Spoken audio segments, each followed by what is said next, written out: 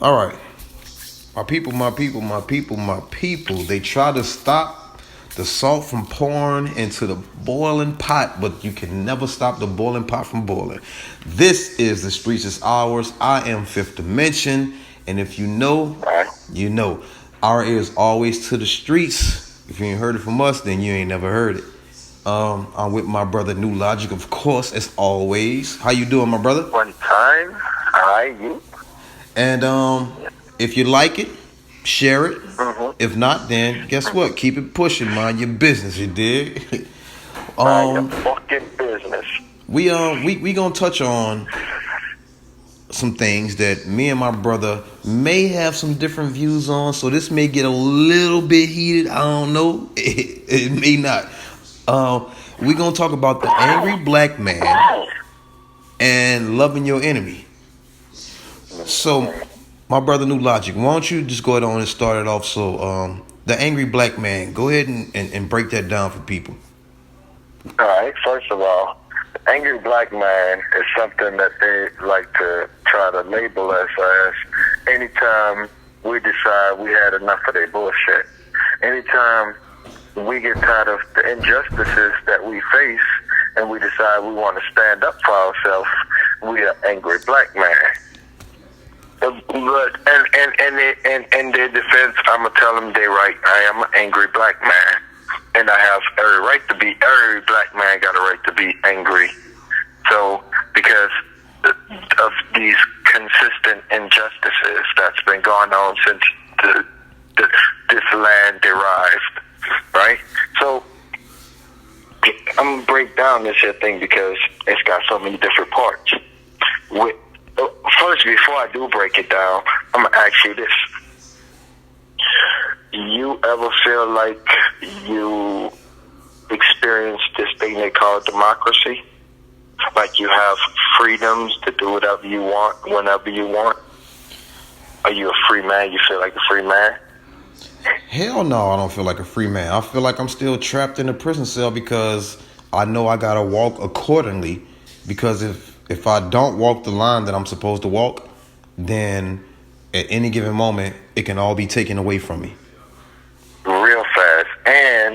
And not only that, that line you have to walk is this upstanding citizen line that other people, get to avoid having to walk. Because we already talked about this in a previous session where we talked about, white crimes being forgiven by white judges and the white crimes being forgiven by white police. So we've been through that. They don't have a thin line to walk on. They can just walk all over the place acting recklessly because of the code that they're on. What about, okay, since we speaking on this and you saying that, and I know I have to walk a line right now, and I know that if I define that line, that anything that I have can be taken away from me. How do you feel about the term black supremacy? Does that exist? Is that a real thing? How do you feel about white people saying that, oh, you can't say this about black people, so they the real privileged ones. You can't say this, you can't do that, so black people are the real privileged ones. That way they try and turn. I don't want to say nothing that you want to say. How do you feel about that? No. Go ahead and say what you say. But the way they try to use those terms to turn them around, like it's like somebody taking your words and spinning it and using it against you. But you was the one that started the argument, and now you're trying to spin what I'm saying against me. Like the term black supremacy. First of all, to be supreme means you have to rule over everything. There's nothing that black people rule over. So that's a false narrative already in itself. Yeah, don't even rule over ourselves. Yeah, so... All right? So you starting off wrong. If you ain't ruling over yourself, you ain't ruling over nobody, so the whole supremacy thing is gone. All right? Let me answer that, though, because it is a bait and switch move where they do projection. They know that they have a problem with white supremacy, so they make up a boogeyman. Actually, black supremacy, it exists. Why? Inside your head somewhere? Why does it exist? Because you don't like these people? But you can't say it exists because they're ruling over you and suppressing your vote, causing you not to be able to go to the poll because you have ID situations causing you to have low wages while they vote you to have lower wages all day. None of that stuff happened. So you can't never use that phrase, black supremacy. Excellent. But on the flip side, But black pride is what we have. It's not black supremacy. It's loving ourselves. It's being in our own culture. There you go. Let me answer that right there. See, the problem with it is they see that uplifting. They see these people standing up for themselves, and they can't allow that because it's going to be like a fire. It's going to reach the other people. So before they let that happen, they have to tear that name down. They have to make these people look like villains. They have to start treating them like the enemy before they gain allies, even in their own community. So you got to sit up there and chop up all of these words about them to try to make them look like the bad guy, and you're the good guy here to save the day. Okay. And go ahead. No. I wanted you to finish, but what I did want to say is that I told you I wanted to talk about certain things, and we talked about the new Coming to America movie, and how they tried to make. Well, they made Eddie Murphy put a white character in his movie with mainstream Hollywood. Wait. Let me finish. Let me finish. They do this to any successful black person. You got to incorporate our people into your shit. But there's so many white shows that there's not a black person in sight. See, why is people don't understand what's really going on in this world on that type of level? Go ahead. Well, first of all, I'm going to say this about him. This dude been successful for a long time. He should have had his own studios by now. Or he should have just went over to Tyler Perry and let Tyler Perry. No. Tyler Perry did that. They did that shit at Rick Ross' house and everything. Tyler Perry, he did that at the Tyler Perry Studios. The whole Coming to America thing was at Tyler Perry. Yeah. So Tyler Perry hooked up with Paramount and those other guys. Yes, Tyler Perry is connected with them, but Eddie went to Tyler. He recorded everything through Tyler Perry, and they did everything at Rick Ross' house. So that's why there was so many black people in there. But he still, they punished Eddie because he wanted all black people. He did the same thing Damon Wayans did, all black people. But you know why In Living Color started hitting different? Because he brought Jim Carrey on too, the only white actor he had, and then he brought the little white girl in too. But you know, why is it we always got to incorporate people in our things? We always want the inclusiveness. We don't have to have that. Being in Hollywood, you got it. In this case, we ain't gonna say we wanted no inclusiveness. It was forced upon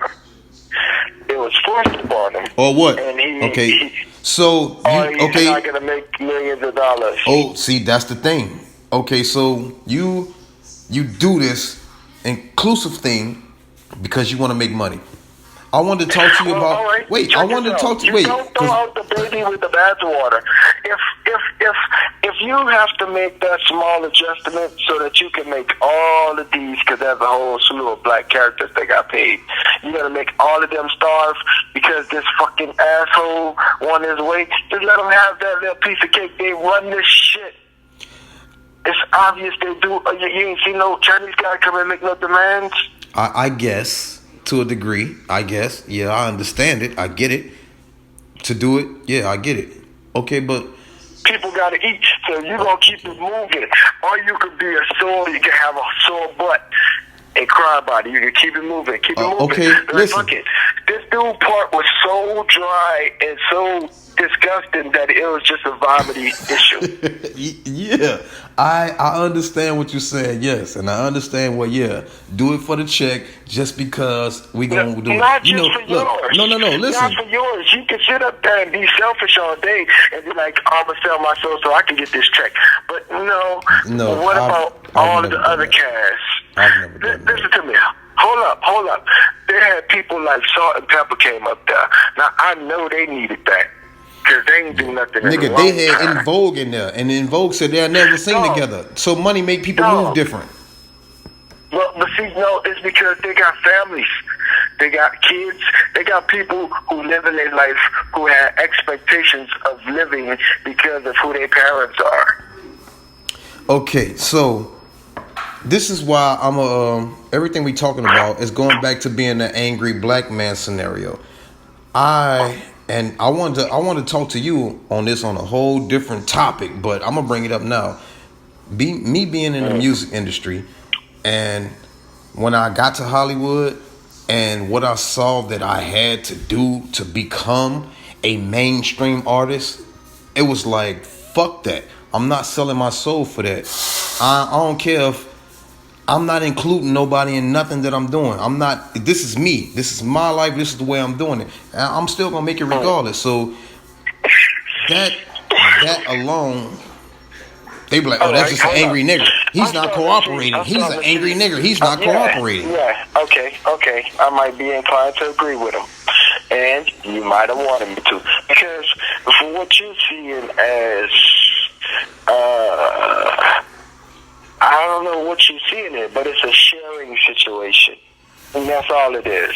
Like, you don't want to play, you don't play with everybody in your ball. Like, you're on the ball court and you're going to take your ball and go home because everybody else playing.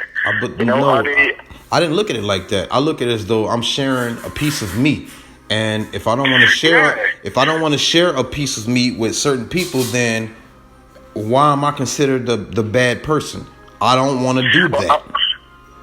All right. Well, it's a get along to get along type thing, right? I don't have to get along with everybody, man. No, you don't. No, you don't. You don't. You do not. But if you're trying to be successful, remember the idea of your network being your network, right? So you got to have a network. You got to have networking skills. These people might not be the best people to be rubbing elbows with, but you got to rub elbows with people to find the people you want to be rubbing elbows with. Okay, that's not true. If you ain't rubbing no elbows, you ain't finding nobody. Well, okay, you're absolutely right in that. But just because I rub elbows with some people that I don't like, that don't mean that I got to actually deal with those people. And maybe I may rub some elbows with some people that maybe be on the same thing I'm on. Like, I can keep rubbing elbows until I find a person that's on the shit that I'm on. And it's like, you know what? Right. I fuck with you. We can do something together. I ain't gotta rub elbows with people that I don't like just to make money. I'm never gonna do that. I understand that. I understand but that. Why am I an angry black man? Because you popping, I'm popping, and so I'm the angry black man because I don't want to deal with you. See, you don't understand my level of intellect. Like, I don't want to deal with you because I don't want to deal with you. You're not the type of person I want to deal with. So why am I the angry black man? Well, I can't say that that'll make you that, but I will say that doors, whether they be beautifully painted or not, are doors, and walk through them. You know, walk through them. Because that door can lead to another door, lead to another door. But as far as the angry black man part goes, the reason why you got to be called that is because if you're not one of the submissive ones, you're not a good one. Those little shaky boys or whatever they call themselves, you know, if you're not one of them and you're not submissive, you got to be submissive, or you an angry black man. And you know, I don't bow down to nobody, so I play the angry black man role all day if they want to call it that. I don't know how you a man and you submissive. I mean, yeah, to your girl and everything, but submissive in the world? That makes no sense. You can't call yourself a man if you submissive. Men dominate the world. Men have a place in this world. So how can you be submissive in the world, to the world, and call yourself a man at the same time? That makes no sense. The only place you should be submissive at is with your significant other. And that's still kind of, you know. I'm just saying. Well, there's a delicate balance right there, because you definitely want to do that. Yeah. You know, and you wanna do that while simultaneously paying attention to how the person respond to it. Because if the person respond to it and do it back, if they reciprocate, then that's who you want to be hanging around. Off But top. if they don't reciprocate and they decide that they want to use that against you and try to use it as a control system, now you got to understand, you don't really want to be nobody's puppet. This person's a puppet master, and they're just looking for somebody to puppet around. But see, there's a lot of manipulative people out here that can take. See that term? Don't take my kindness for weakness. A lot of people do that to other people. So when you try to be, I'm gonna say the word submissive to people, for lack of words. When you do that, and then they think you're weak, and then it brings out a certain part of you that you like, man, don't ever, regardless of his work, relationship, business. I'm talking about raising the kids, whatever. Like, you cannot, nobody knows a certain individual mentality. You can think you know, but you don't know, because everybody has been raised differently. Everybody went through different things, so it's hard for. I'm gonna tell you this before you continue. I don't know my own mentality. I know that I got a snap level, and I know that you don't want to get nowhere near that snap level. And listen, that's what I'm saying. Like, you don't know that person, so don't push me to the edge. As Uzi Vert, one of them little rap niggas said. Somebody. One of them little niggas said that, and I like that song. Don't push me to the edge, my nigga. You dig? We good, but don't push me to the edge. So I can listen. I've tried to help a lot of people. I've talked to a lot of people. I've been around a lot of people, and one thing I did do was I did not try to make myself the dominant person. All I try and do is help. But the way I help, I guess people don't like it. So I fall back. As you would say, I know we're using this word submissive a lot. We're using this for a lack of words. I kind of became submissive. So I chill. Just to fall back because I know how aggressive I can be. I know me. Right. You don't know me, but I know me. So I fall back so I can, like, I want to really help people do things, but sometimes I may become aggressive in that. So that goes even to our own culture. Am I the angry black man to my own people because I'm saying, no, do it this way, do it this way, do it that way? You got to look at how you deal with stuff. And if your so-called help is actual help, because if a person don't want your help, then you can become a hindrance. And your help is supposed to be help, not a hindrance. Now, listen to this here. And this is a problem a lot of people have. Advice is advice. Help is help. It's not a command. It's not a demand. You are not a ruler if you are advising somebody. And if that person don't take your advice, you can't get mad because it was advice. It wasn't a command. It wasn't a rule. You weren't commanding them to do something. You were advising them to do it.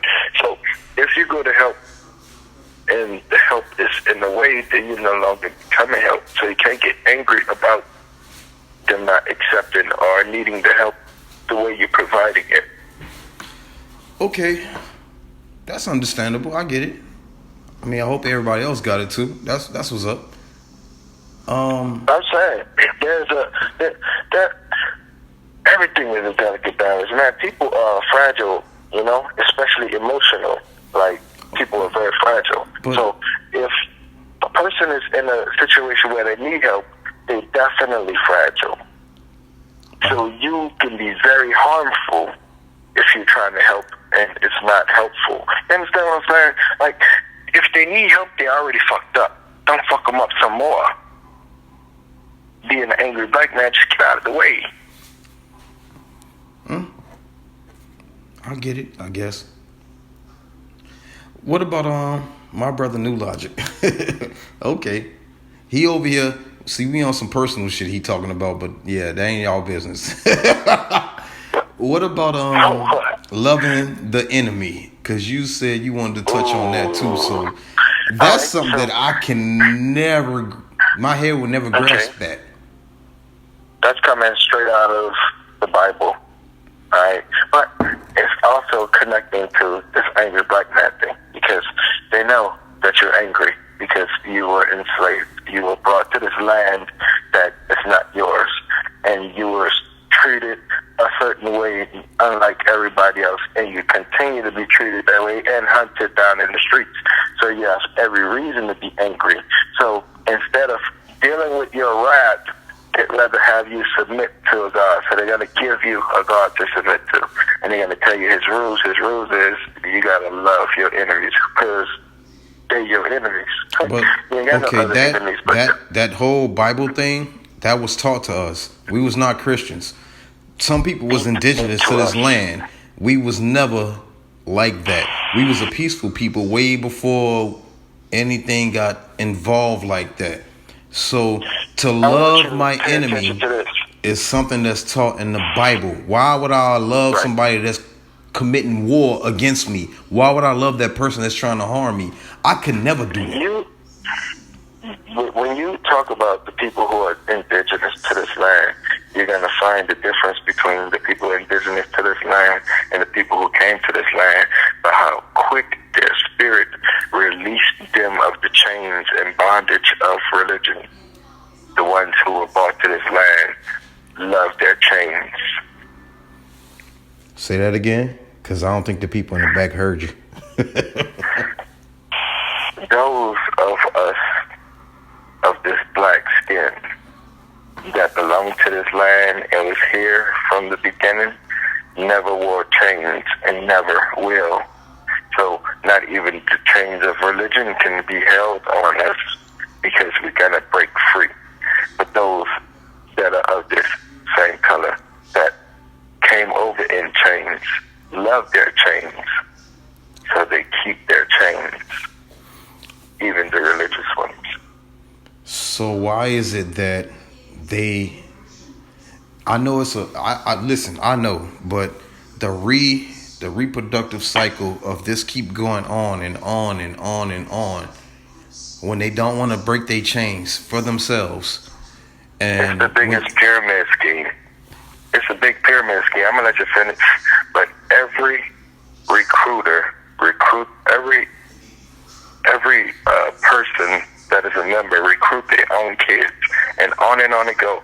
So you cheating the system because you're stealing kids from the fucking cradle and putting them in this cult before they're old enough to even decide with their own mind what they want to do with themselves. Okay, listen. To play the devil's advocate, I gotta say this. We, as a black culture, are teaching our children to not accept what's going on in this world, right? Mm-hmm. To stand strong, to be affirmative, to know who you are, to believe in yourself, to know that you can do anything you want to do. Are we not teaching? We teaching this to our children, right? Right. But you have the other culture that's teaching their kids that we are the dominant ones. We belong to the look. We had these people in chains. Like they're not us. They should be inferior to us. So, what's the difference between them teaching their people to do that, because that's all they've been taught, and us teaching our kids the same thing? Okay. Well, see, that goes back to the angry black man thing that I was telling you about earlier. See, the whole purpose is they don't want you to show to your children and your children's children how they've been robbed, what they had stolen from them, how they don't know their actual tongue and their actual language because these people stole it from them, that they don't know their ancestors' histories because these people stole it from them. Now, if you try to teach that to your kids, they're going to say that you are teaching hate. When I guess, yes, the hate that they gave, that's what you're teaching. You're teaching the true history of terrorism and where hate comes from. But they don't want you identifying those things, so they're going to try to call you a black supremacist. Make you into the villain. Make you into the terrorist while they're bombing your house. Hey, How you gonna be over there in them people's country, bombing them and call them terrorists for fighting back? Well, that's what they do because their logic makes no sense. That's what they do. Everything that they What say, logic? exactly, it makes no sense. Everything you say to try and rebuttal something that I say, it makes no sense. I don't know, because one tried to throw this. What about black on black crime? You do that, Okay. I mean, You know why black on black crime is a thing? Hold up. No. Okay, go ahead. I know about redlining. I know about all of the disadvantages from Jim Crow on. But my point was, when he said that to me, it dawned on me that why am I going to defend myself to this when he just gave me ammunition on my own team? He's right. He's absolutely right. You're right. What about black on black crime? Why don't we address that as a community so that we can Let's stop address white on white killing each other? crime. Let's address white on white crime. No. Hold up. No. What we want to do that for? We want them to go ahead and keep butchering themselves. You're missing the point. Listen, the forensic show, they kill each other all the fucking time. But why are you making black on black crime a thing? Like, that's actually a thing. But y'all kill each other for insurance money. Y'all, you kill your wives and shit like that. You drown your babies in fucking cars that you drive off the river. Like, why is none of that not pointed out? But you always making the black people the focus topic of your thing. Like, leave us the fuck alone, and we will leave you the fuck alone. If you was in divorce court, would you be making your ex out to be the angel and you to be the one? Every time she make a rose bush and go outside your arm, I cut down. I wouldn't know nothing about that divorce court shit because I love the one I'm with, and it's for life. That's what marriage means. All right. Okay. Nevertheless, I understand all of that. I ain't trying to talk about the personal thing. I'm talking about the hypothetical. I can't do hypothetical with marriage. Use another scenario then.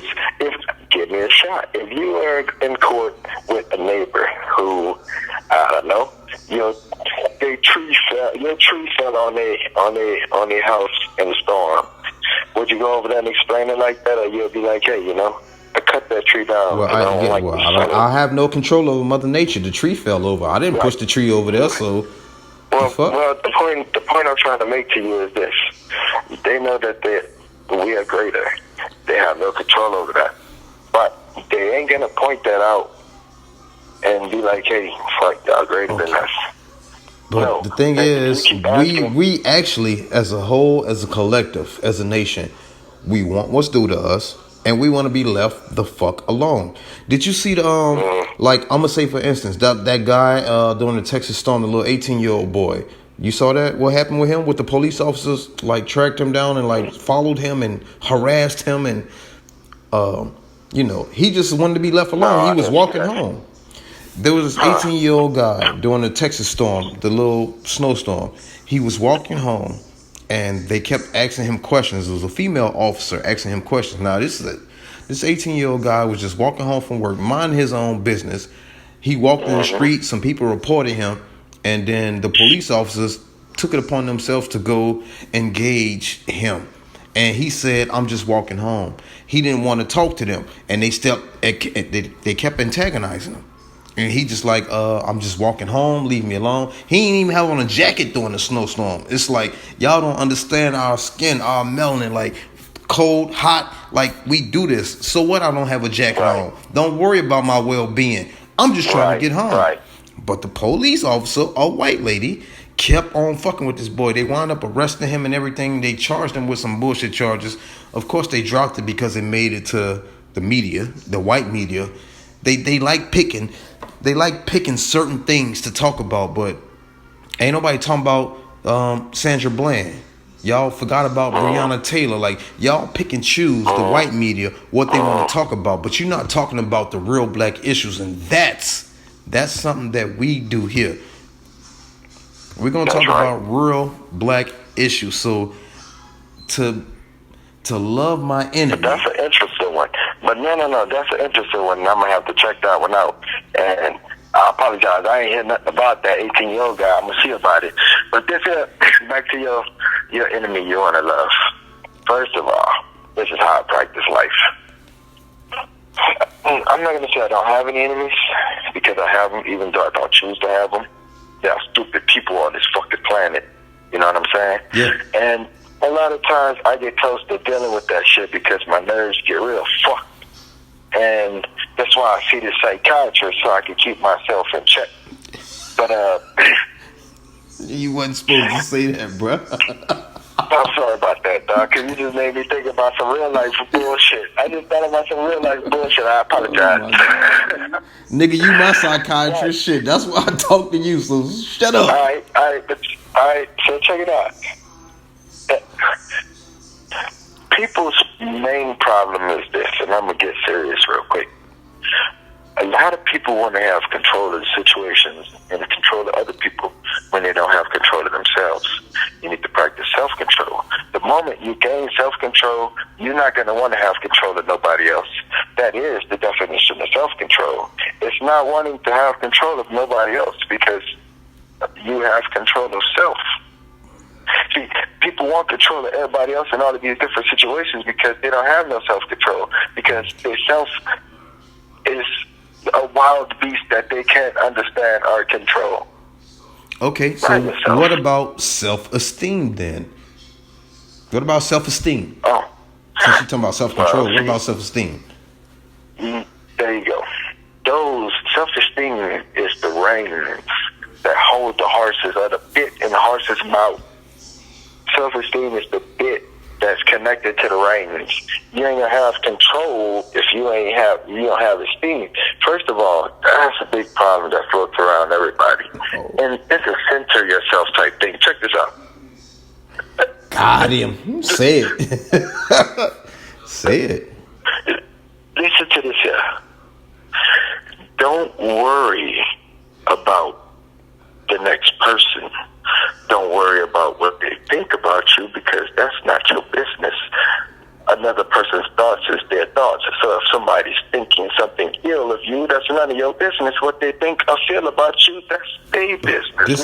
The world we live in is that you gotta worry about what the next person thinks. That's why we buy all these fancy clothes. That's why we drive these nice fancy cars. That's why we think that we gotta be all this on this. All right, now hold up. Now I'm gonna tell you the opposite, because I like a lot of nice stuff, and I'll be buying some fly stuff.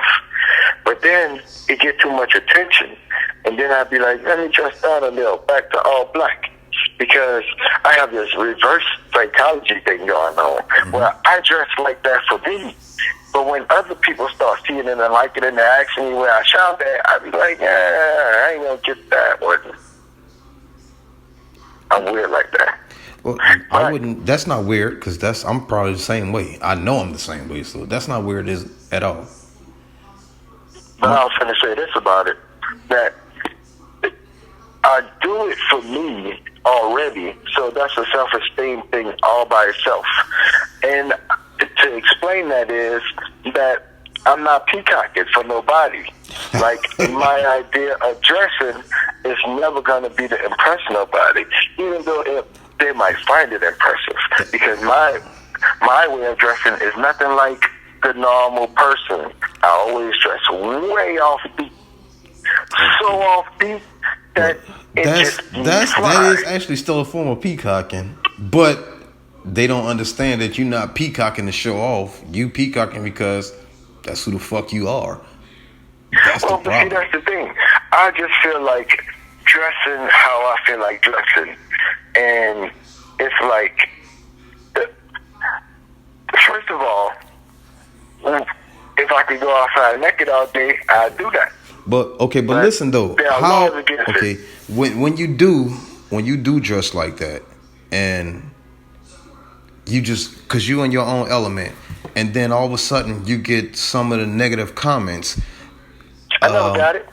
Of course you do. My thing is this though, like you said, why is it that person that give those angry comments to you, why would you still like fuck with that person?